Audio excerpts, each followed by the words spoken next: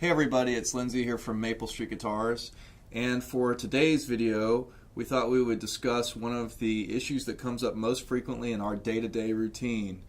As acoustic guitar specialists, we frequently are encountered with questions regarding amplifying an acoustic guitar, whether it has an installed pickup from the manufacturer or one that we've installed here. And so we're going to take a minute today to discuss the general principles of getting a good amplified sound. So one of the most common concerns that comes up when we're discussing amplifying an acoustic guitar is which pickup should I choose, and more importantly, which one is going to most accurately reproduce the sound of the acoustic guitar as it sounds naturally. Well, I'm here to tell you that there is no pickup, no microphone, no amplifier that will exactly reproduce your guitar. And so chasing that goal is ultimately chasing a dragon. Now, that being said, you can certainly look for a great natural amplified tone. And in my experience, most of that lies in knowing how to adjust the settings of your amplifier, or ideally a preamp and amplifier.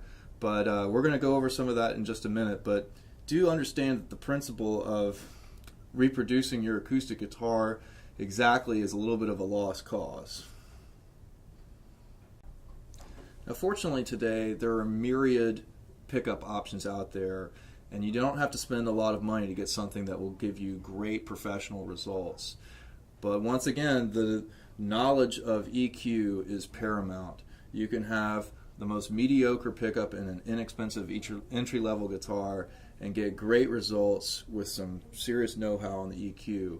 And conversely, you can have a world-class guitar and the most expensive pickup system and equipment out there, and if you're ignorant of how to properly adjust that guitar, you're going to get terrible results. So our goal today is to show you some fundamental principles of how to listen for tone and adjust accordingly. When it comes to getting a very natural sounding EQ with the acoustic guitar, we spend most of our time concerned with mid-range frequencies. And that's largely to do with the fact that acoustic guitars have what we could describe as natural mid-range compression, meaning the mid-range frequencies are subdued relative to low and high frequencies. When we strum the guitar, this is pretty clear. When I do this, we're mostly hearing and not so much these notes, though this can of course vary from guitar to guitar, and therein is the art of adjusting the EQ to your specific guitar. But that all aside, just know that mid-range is your enemy, and 9 times out of 10 when you're adjusting the amplifier, it's going to be low relative to the bass and treble. Now, for our demonstration today, I've selected a guitar that we use here all the time. It's a demo guitar that I've nicknamed Hydra, in that it has 3 different pickup systems installed. This is very convenient for folks who are interested in trying pickups to determine which one's best for their guitar. But in short, we have the most common ones that we install here. In this case, a magnetic pickup, a Fishman Rare Earth. Other alternatives might be a Baggs M1 or a Sunrise, something like that. We have an undersaddle pickup. In the case of this guitar, an LR Baggs Element Active. Other popular options might be Fishman's or B-bands. And then we have a bridge plate piezo transducer made by K&K. And given that the undersaddle piezo transducer is overwhelmingly the most common in the industry, that's what we've used for today. So again, that's an LR Baggs Element Active. But again, I must stress that it doesn't matter so much which pickup that you select as knowing how to use it. So for today's demonstration, we've chosen one of our most popular acoustic amps, that being a Fishman Loudbox Performer. Yours truly has been using one of these for a long time. It's a great amp. But real quickly, I just want to touch on the difference between acoustic guitar amplifiers and electric guitar amplifiers. Painting in broad strokes, acoustic amps are basically built around transparency, meaning they're trying to create a very clear and natural sound, whereas most electric guitar amplifiers are built around coloring the sound, particularly those that have tubes in them. So while occasionally we find tubes in the preamp stage of some acoustic amps, by and large they're mostly solid state amps, and a great many of them are usually biamped or triamped, meaning they have one or two crossover circuits, or put another way, you have separate amplification for certain frequency bands and or speakers. That being said, the acoustic amp is typically a self-contained little PA, in that many of them have two channels or sometimes even more, and that's so that you can play and sing through the amp, or maybe two different people can play through the amp at once. All in all, it's the most appropriate tool for the acoustic guitar. You can use an acoustic guitar through an electric amp and get a result, but it'll probably not be the result you're looking for, and you would have to probably use a very dramatic EQ to get something that remotely resembles your guitar. So once again, I highly recommend the use of an acoustic amp, or at least an acoustic preamp, if you're going to be using your acoustic guitar live. So as I mentioned before, this is basically a little self-contained PA, and we have two channels, each with their own EQ and their own gain. And when you have two signals plugged in, they're each going to get balanced power, meaning equal power. And in the case of this amp, which is 180 watts, it divides that power equally, so each channel gets 90 watts if there are two things plugged in. So for today, we just have the guitar plugged in. We're going to be focusing on channel 1.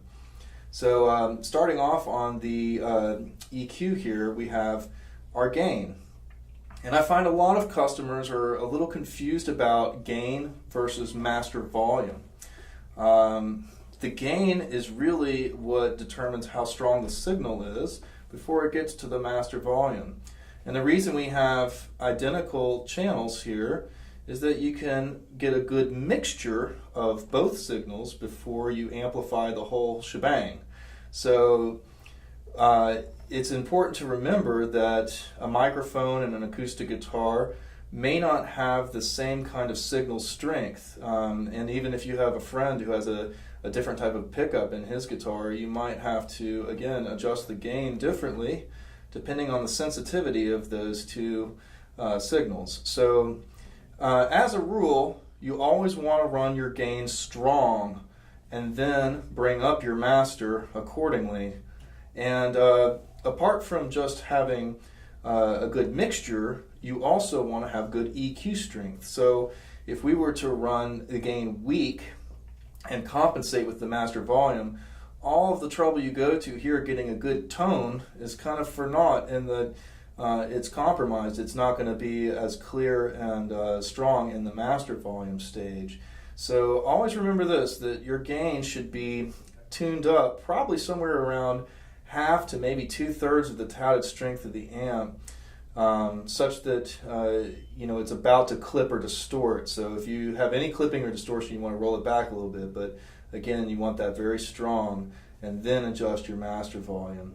And on that note, if you have a pickup system in your guitar that has its own gain or volume, again, you want that set strong before you even mess with this at all. So be sure that you have your guitar volume turned up in general around 75, maybe 80%, such that you do have a little extra if you need it. But that way there's a very strong signal coming to the amplifier. And in my experience, I usually get this kind of set and leave it alone, because if you start messing with this and you had a mixture and you start changing this, well, it messes up your mix. So ideally, try and get a really good mix before you start playing. Moving on, we have a 3-band EQ on this amp. Some preamps and amplifiers might have a more sophisticated EQ with parametric controls, but for today we will ignore that and leave that for another day.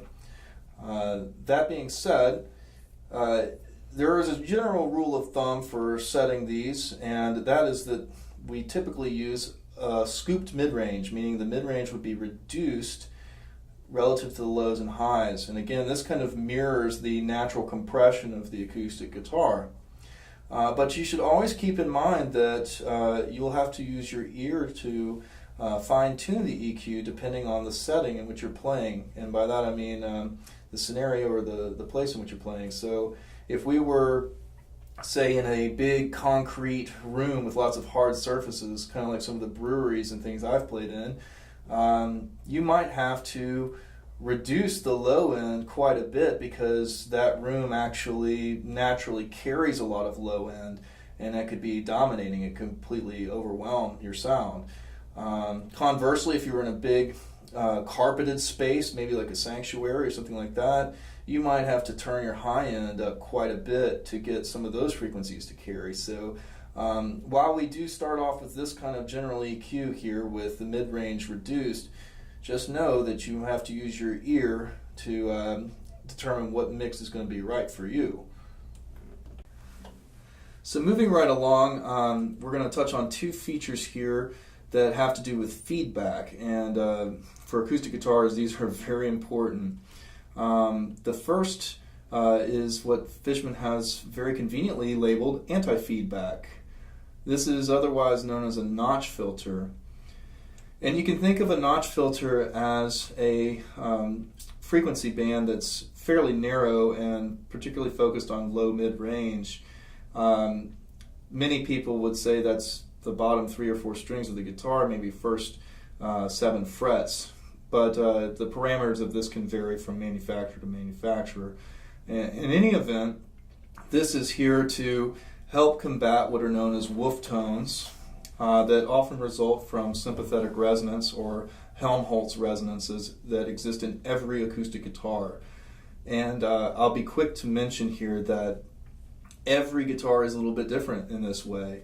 They all resonate differently. So it can therefore be necessary to sweep this and listen for the frequency where your guitar wants to misbehave. And somewhere to the left or right of that area, usually you're going to find some cancellation.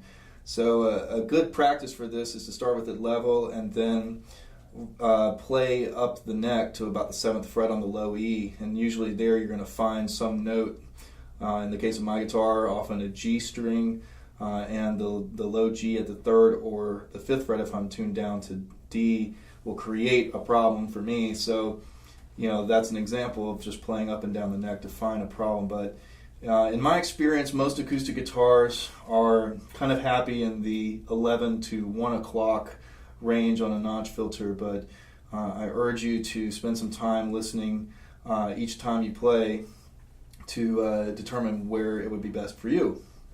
So finally we have what is called a phase invert. So many electric guitar players are familiar with the concept of out-of-phase pickups. These often create kind of a thinner, more jangly sound. And in the case of an acoustic guitar, it's usually ideal to be in phase for a fuller, richer, more direct sound. Yet you can, in that situation, have the wave of the amp and that of your guitar running on top of each other, and you can have a reinforcement of any little problematic frequency. And so as a result, sometimes it is very helpful to run out of phase to combat higher frequency feedbacks. Also, the shape of the room you're playing in and other factors can influence the phase. So I often run out of phase even though I know it's not quite as good a sound for the acoustic guitar, just because I know my feedback potential is mitigated. But again, you can use your ear to kind of determine which sounds best and whether or not your guitar is trying to misbehave. And sometimes you have a conflict with maybe a microphone or, again, the room, such that you would use a setting that you don't normally use. But again, phase switch is a powerful feedback tool. So finally, we're going to do our best here to get a very good amplified tone with our handy-dandy Hydra guitar. As a rule, I always start with my gain turned all the way off, such that when I unmute the amp over here, I'm not surprised by some super loud signal or squeal, and this is especially relevant when you have an audience in front of you. But hopefully you've, of course, adjusted everything before you start playing for your audience. Anyway, I'm also starting with the EQ flat, and this kind of gives me a very good starting point. I can kind of hear the basic tone of this amp relative to my guitar and the pickup I'm using. So I'm going to bring up the gain, starting with my master volume kind of set around 9 o'clock, and this should give me a pretty good impression of how well we sit with this guitar.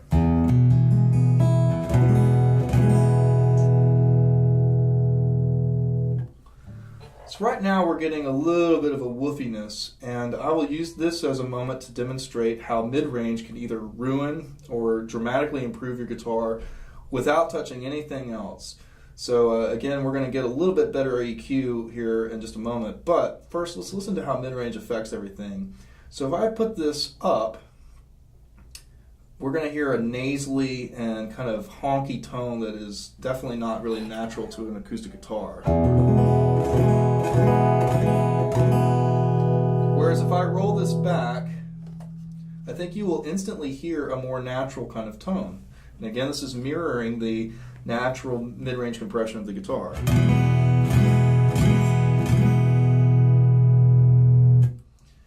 Now we're still getting kind of a woofy tone, so that to me tells me that we need to reduce our low end just a little bit and then sweep this notch filter and see what we get.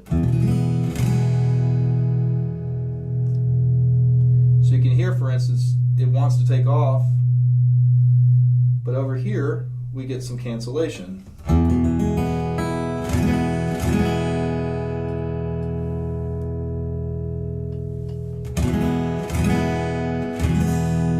And that's a pretty nice, crisp acoustic guitar tone that's still full in the rich on the low end.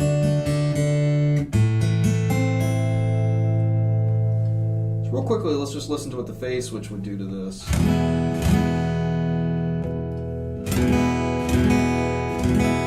So we're running in phase there. You can hear how the guitar is a little bit more powerful and focused. Out of phase, a little bit thinner, but actually kind of broader.